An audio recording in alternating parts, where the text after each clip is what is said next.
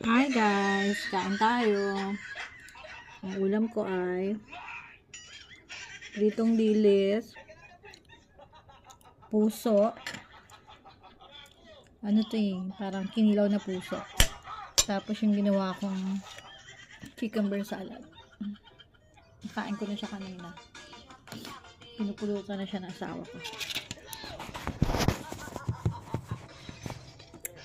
Kain tayo. Ang sarap ng ulam ko, dilis.